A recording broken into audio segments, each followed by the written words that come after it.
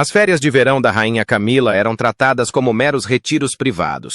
Ela desaparecia discretamente na mesma casa de campo, sem nunca levar funcionários ou familiares, mantendo sempre o local em segredo. E ninguém questionava isso, até que o rei Charles decidiu inspecionar a propriedade pessoalmente.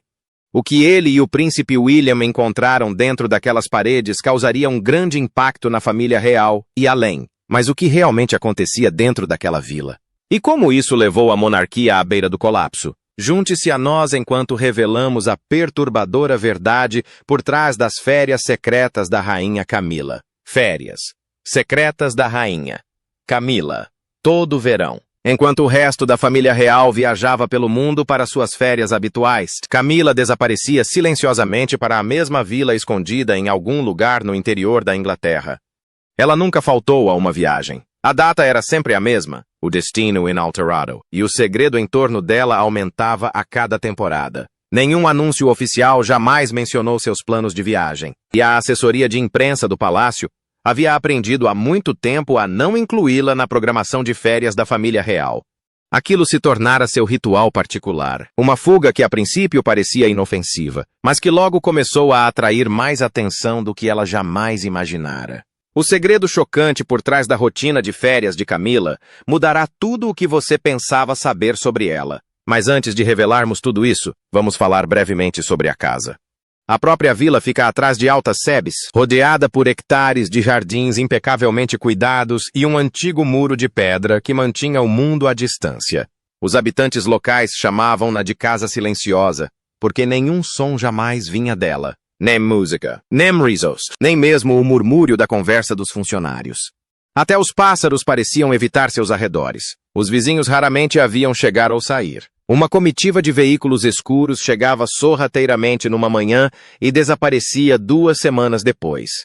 Durante essas 2 semanas, a casa ficou completamente isolada. Os telefones foram trancados, as entregas foram proibidas e ninguém, nem mesmo Charles ou William, conseguia contatá-la diretamente. Inicialmente, as pessoas pensaram que era apenas a maneira de Camila descansar.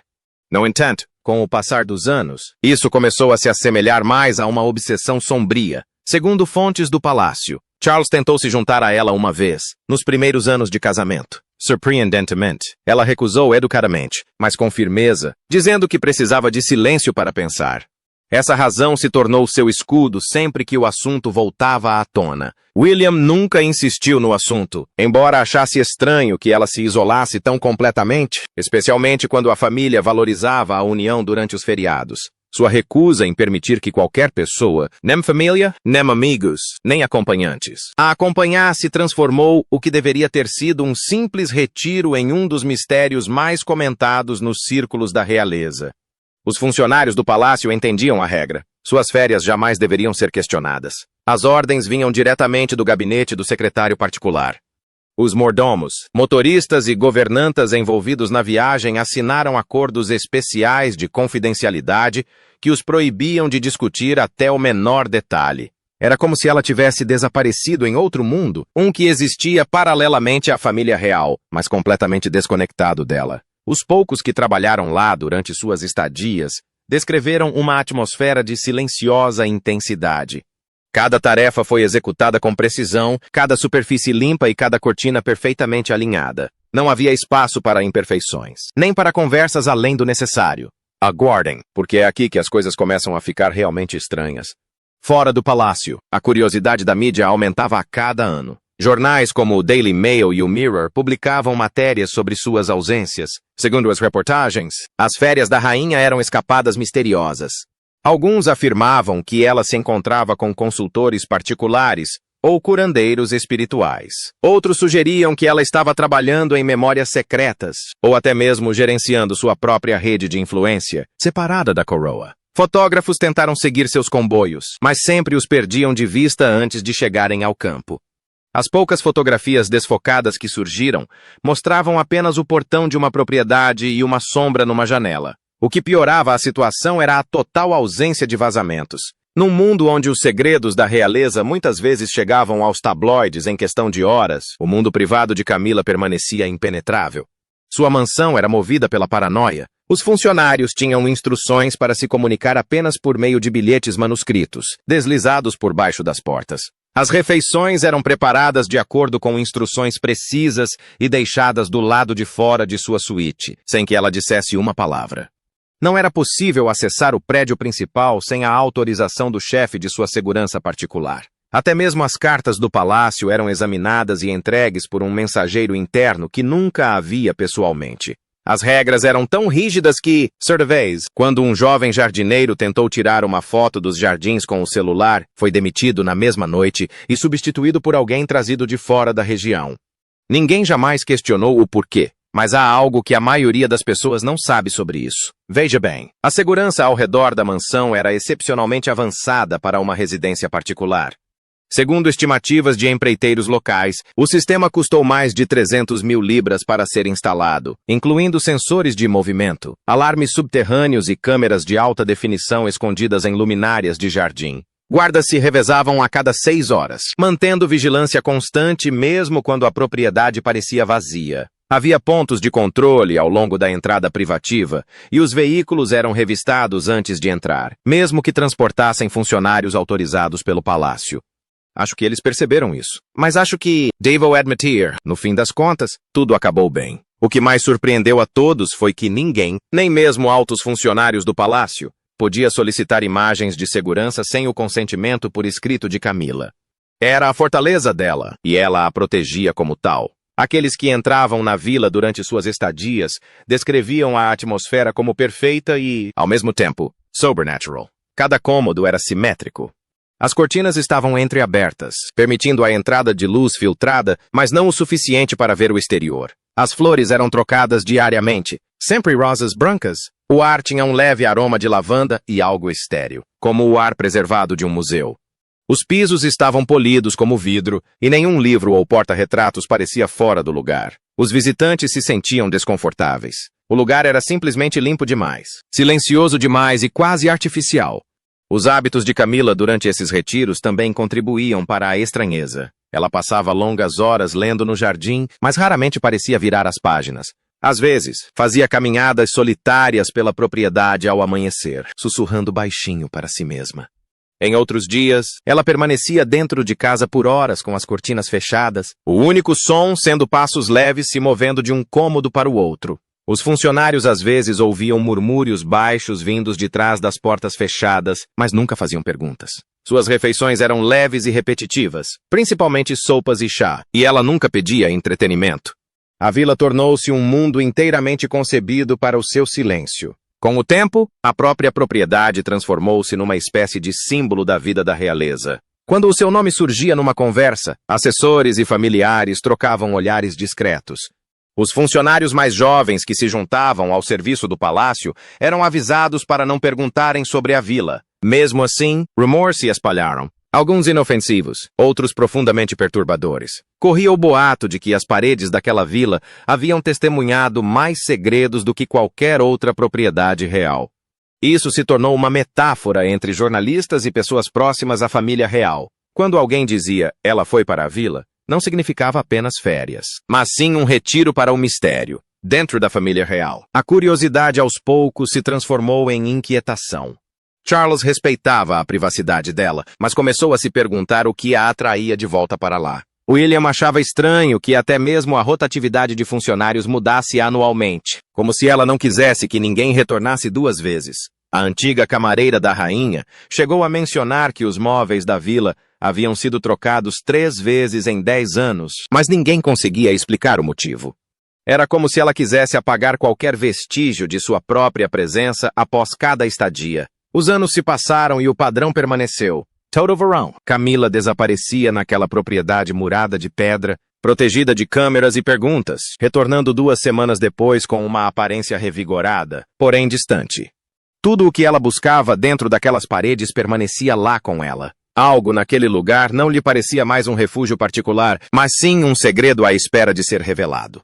E logo, esse segredo viria à tona, durante uma inspeção da propriedade real, que mudaria tudo o que a família real pensava saber sobre ela.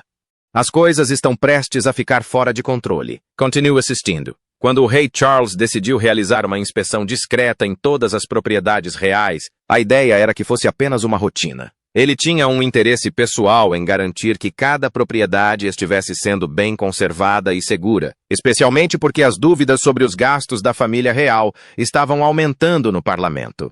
Existiam dezenas de propriedades espalhadas pelo país de Balmoral a Sandringham, mas uma em particular chamou sua atenção. A isolada casa de campo para onde Camila desaparecia todos os verões.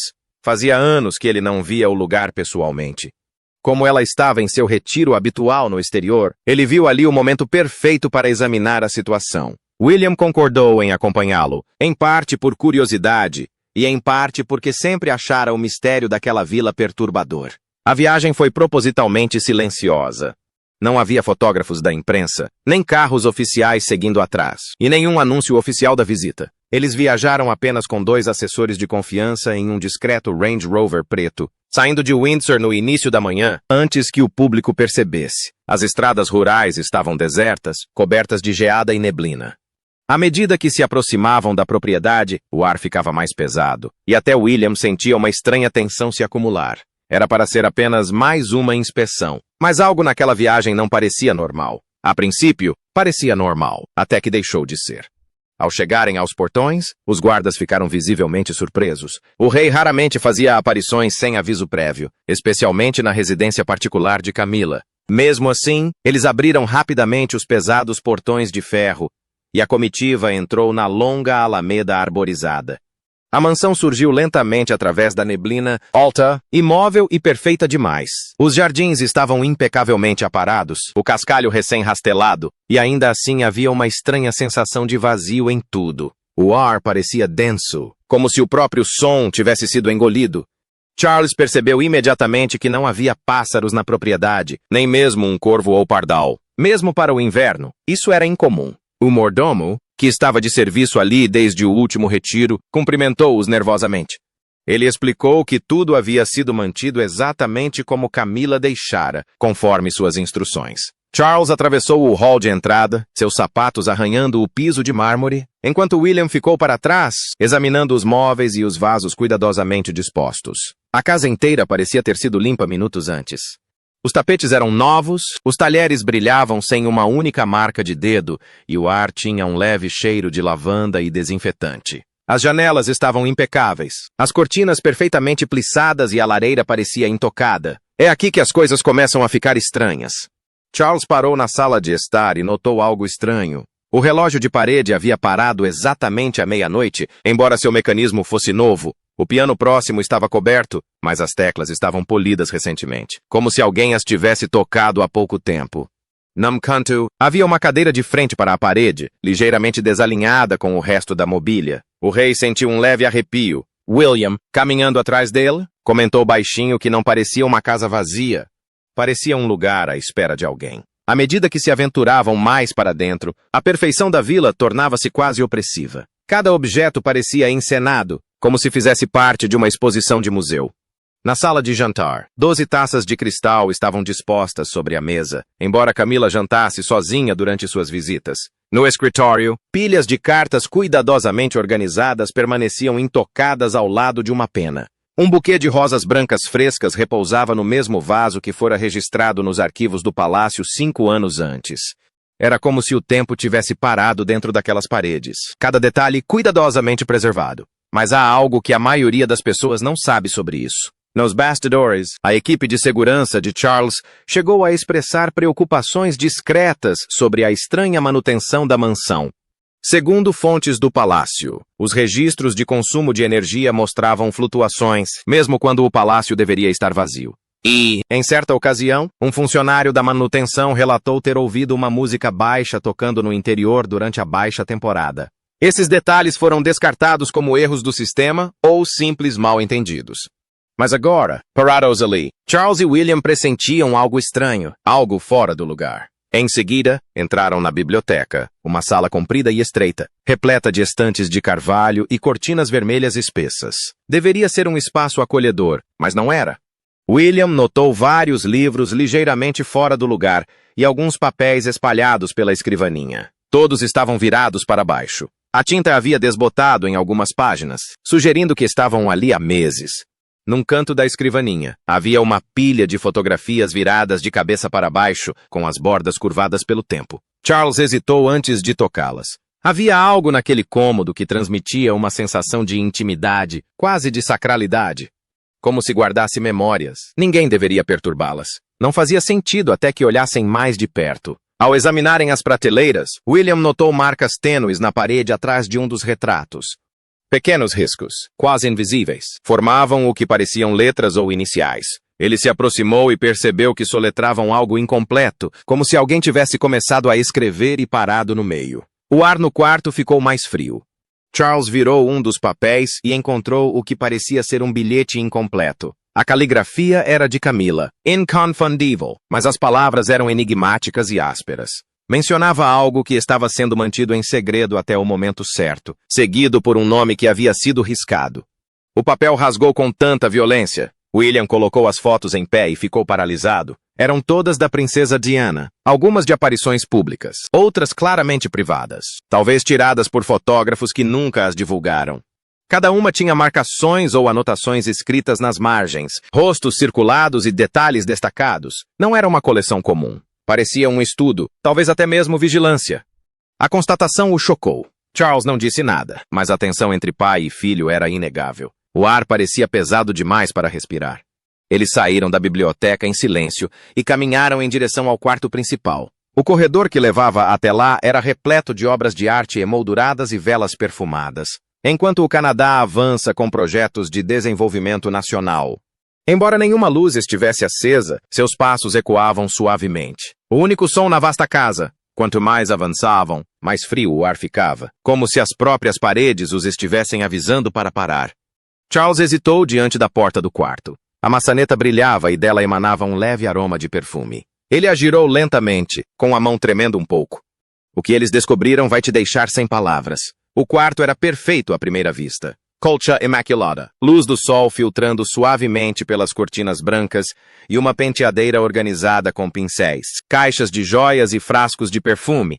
Mas por baixo da superfície, a perfeição escondia algo que os incomodava. Uma gaveta entreaberta revelava envelopes com datas que coincidiam com as principais aparições públicas de Diana anos antes. Sobre a cômoda, havia uma pequena caixa cheia de recortes de imprensa, todos focados na falecida princesa.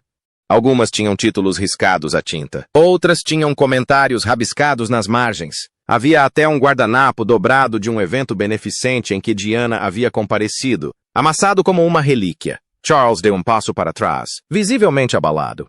Ele esperava uma simples inspeção, mas encontrou um santuário que parecia ao mesmo tempo íntimo e obsessivo. Os olhos de William percorreram a sala, absorvendo cada objeto, seu silêncio dizendo mais do que qualquer palavra. Ambos sabiam que aquele não era um espaço de retiro comum, era algo completamente diferente. Eles ficaram ali parados por um longo tempo, sem se mexerem nem dizerem nada. A casa que sempre fora descrita como seu santuário agora parecia uma câmara de segredos. Uma que esperava que eles a desvendassem, e foi então que tudo mudou. O resto da inspeção foi breve. Eles saíram do quarto em silêncio e seguiram para a rua, cada um perdido em seus pensamentos. O silêncio que os acompanhou pelo corredor era mais pesado do que quando chegaram. Lá fora, o ar parecia mais frio, mais cortante, como se o próprio mundo tivesse mudado. A vila já não parecia pacífica, parecia assombrada por um propósito. Nenhum dos dois mencionou o que haviam encontrado. Ainda não. Mas, no fundo, ambos entendiam que aquela descoberta era apenas o começo, e que qualquer verdade que os aguardasse abalaria os próprios alicerces da monarquia. A obsessão da rainha Camila. O quarto principal parecia mais suspeito do que o resto da vila. Não era o tipo de sentimento provocado pelo silêncio, mas algo mais frio. Algo que fez com que Charles e William parassem à porta sem dizer uma palavra. O Prêmio Astronaut, o maior prêmio ambiental global da história. Ao entrarem, os olhos de William se depararam com a primeira fotografia na parede oposta, e ele prendeu a respiração. Lá estava a princesa Diana, sorrindo em uma de suas fotos mais icônicas, mas a imagem havia sido desfigurada. Grossas marcas vermelhas cruzavam seus olhos, e abaixo delas, palavras rabiscadas com a caligrafia inconfundível de Camila. A parede não estava adornada com retratos de família ou memórias da realeza. Estava coberta, quase do chão ao teto, com imagens de Diana, cada uma alterada, riscada ou rabiscada com mensagens perturbadoras. O que antes fora um refúgio privado agora parecia o interior da mente perturbada de alguém. Quanto mais se aprofundava na análise, pior ficava. Cada centímetro do quarto contava uma história de amargura que claramente se acumulava há anos. Algumas fotografias estavam rasgadas ao meio, outras tinham palavras como fraude ou inimiga rabiscadas. Sobre a escrivaninha, havia uma pequena pilha de recortes de jornal dos anos 90, todos sobre as aparições públicas de Diana e sua crescente popularidade.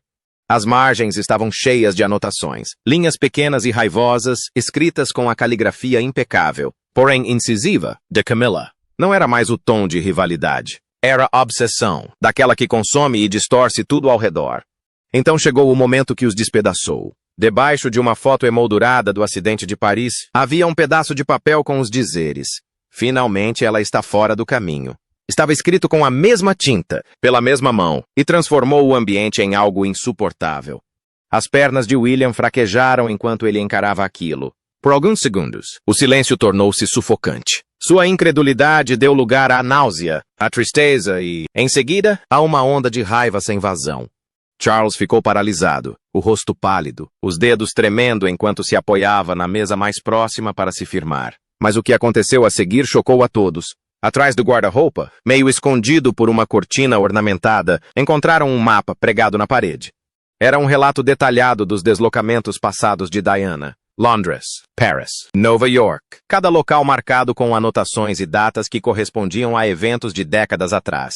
Não era o tipo de coisa que se encontrava por acaso.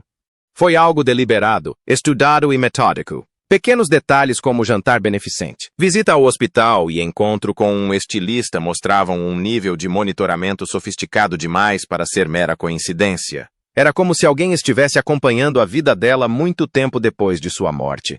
Ao lado do mapa, havia um pequeno baú cheio de cartas, a maioria sem assinatura, mas claramente escritas pela mesma mão. Cada linha continha veneno, críticas, ciúme, ressentimento, tudo girando em torno da mesma mulher. William hesitou antes de pegar uma... Mas quando o fez, as frases soaram como fragmentos dos pensamentos de alguém se desfazendo.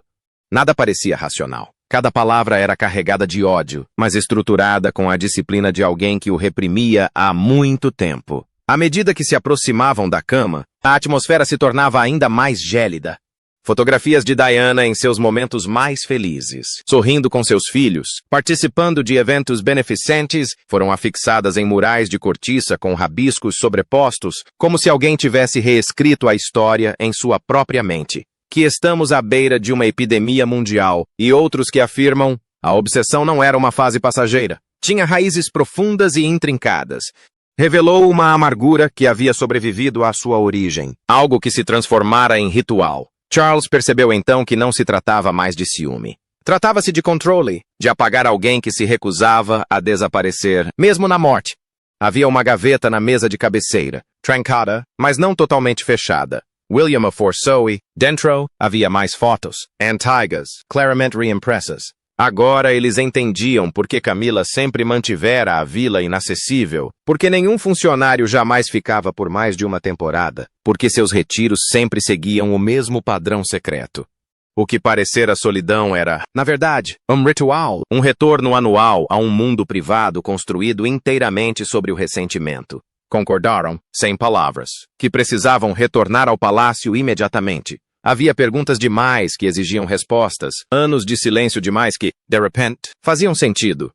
Mas, enquanto o carro se afastava da vila, ambos os homens sabiam que o que haviam acabado de descobrir não era o fim. Era apenas o começo de algo mais sombrio que estava por vir.